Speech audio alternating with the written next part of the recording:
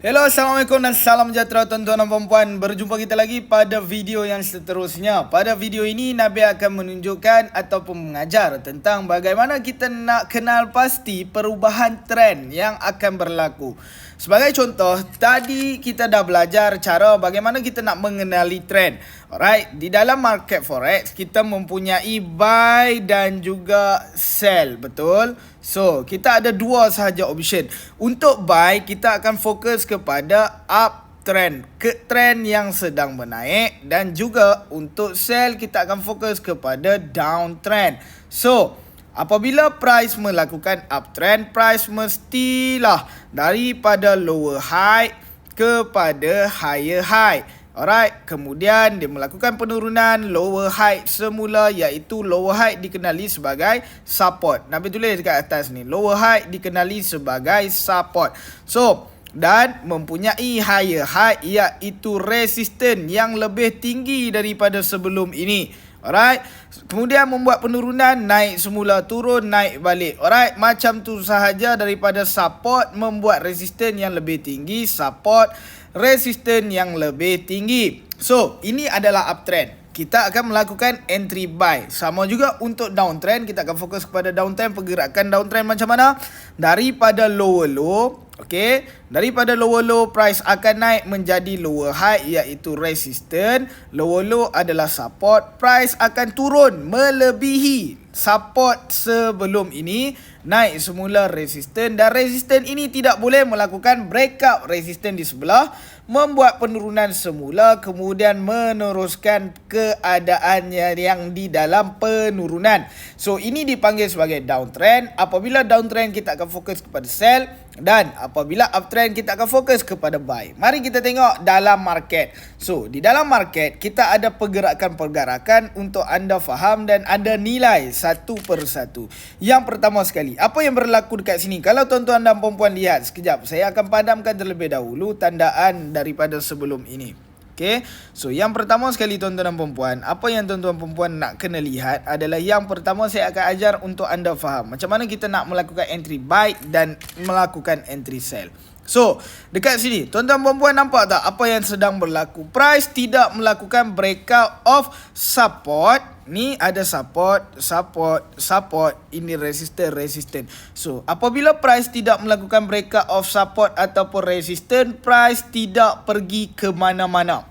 Kena faham tu. Ini dikenali sebagai sideways. Sebab apa sideways? Sebab price tidak melakukan breakout of support dan tidak melakukan breakout of resistance. So, tuan-tuan dan puan-puan, untuk kita buy ataupun kita sell, senang saja. Kalau kita nak buy, kita kena tengok dia ada tak breakout resistance. Okay, ada tak harga yang melebihi resistance. Kalau kita nak sell, kita kena tengok ada tak harga yang melebihi support. Itu sahaja. So, yang pertama sekali, kita tengok dekat sini tuan-tuan dan puan-puan, apa yang telah berlaku dekat chart ini. Di sini adalah resistance, betul? Price melakukan kenaikan, nampak tak resistance? Kemudian price turun. Di sini adalah support. Price naik, breakout ataupun tidak. Nampak? Price melebihi resistance sebelum ini, menandakan yang price akan melakukan kenaikan lebih tinggi. Jadi, selepas ada breakoutnya resistance, inilah kawasan untuk tuan-tuan dan puan-puan melakukan entry buy. Nampak resistance, turun balik, naik, breakout. Okay, dekat sini breakout pula resistance, turun balik. Dia tak boleh breakout mana? Support. Okay, dia tidak boleh melakukan breakout of support sahaja. Price membuat penurunan semula. Alright, naik dan turun semula. Buy balik dekat sini dan price melakukan kenaikan lagi. Okay, price melakukan kenaikan semula ke atas, kemudian apa yang dia buat lagi? Breakout of resistance. Di sini ada resistance, price turun dan breakout. Breakout tak? Breakout. Nampak? Melebihi resistance sebelum ini. Price turun, buy lagi, naik, kemudian teruskan kenaikan.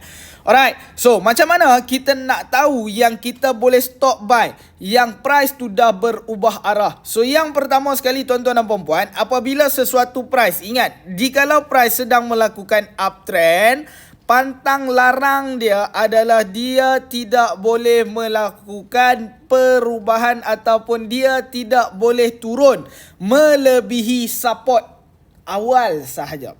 Okay, support awal tu di mana? Dia tidak boleh melebihi lower high. Itu sahaja ni lower high. Alright, lower high dan lower high.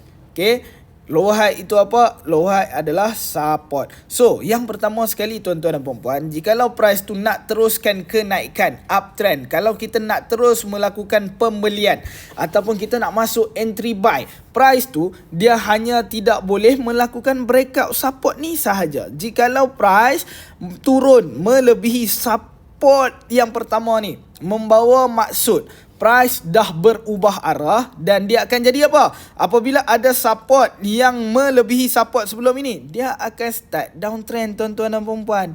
Dan dia akan teruskan penurunan. Sama sahaja seperti di sini. Nampak tak? Ini adalah support. Okay, support sebelum ini.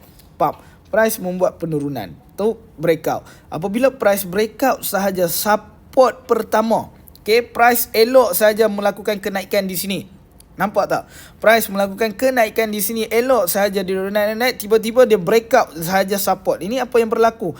Price datang balik kemudian membuat penurunan. Breakout balik support di sini. Apa yang price buat?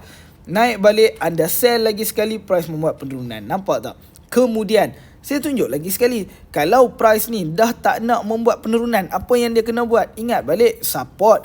Ataupun apabila sesuatu price membuat penurunan, dia hanya tidak boleh melakukan breakout of apa? Lower high. Alright, lower high dekat sini. So lower high ni dekat mana? Resistance, kawasan resistance. So, kalau price melakukan breakout of resistance, membawa maksud downtrend ini dah terbatal dan price nak melakukan kenaikan pula dekat atas. So, dia akan pull back balik dan melakukan kenaikan semula dekat atas. Macam tu sahaja. So, sekarang ni sama juga dekat sini. Kita tengok pula dekat sini. Apa yang berlaku? Ini adalah resistance betul. Dan price melakukan breakout sahaja resistance ni, terus dia melakukan kenaikan lagi. Naik lagi dan naik lagi. Itu sahaja perubahan trend. Nak tahu lebih lanjut dah tak ada dah tuan-tuan dan puan-puan.